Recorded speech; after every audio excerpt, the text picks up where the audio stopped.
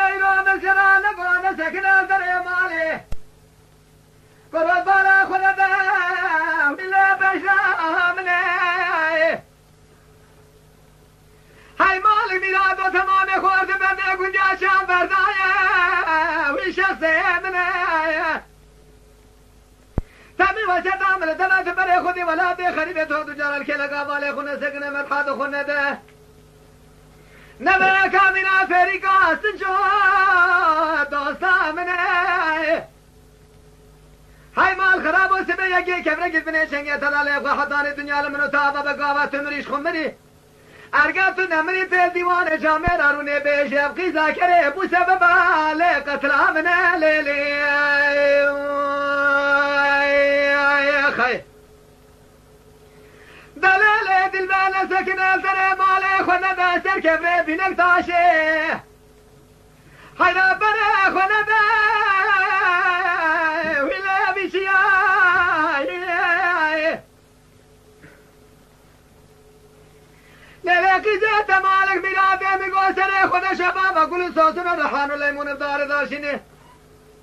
کاکا گلیه داشله ندل بسر و سقمل منه ویله البر بی بایه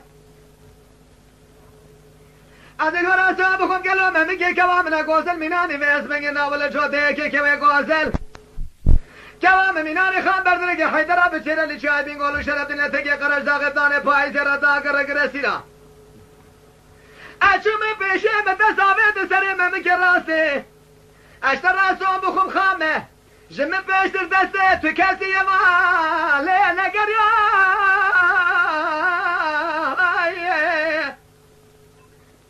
آخ لملو لملو لملو لملو لملو لملو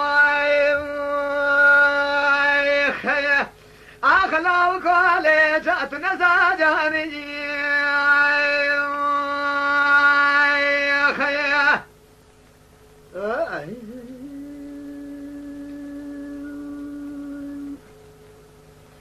ليلة البس بياسر نابت ظالم حين اشترات بيبلي قيزة فلان وبيبايل سنية فريا منان ميدان اسبي مال حميد بقي ملي قالوا جودي ممكتش برا منا خل مني ويلي اقولوا سيباي خالق ربي عالم يبقى بين امراد خوازه جممتا محمد في خمر سريمان قرآن آخرته مراد من الكلا قوزل بقد نزر بوري درباز ببن شلق مالا بالي ترسكنم لحد ما مكي كوا ويخب بميبال آخر قدي نازل دخول ربي سبنگنا ولا زمانه جديد بولي بيتنك گرچه که صورت راسته جخورا بده لیل برد بولی هوا آخل ملو ملو آخل ورمه هوا خیه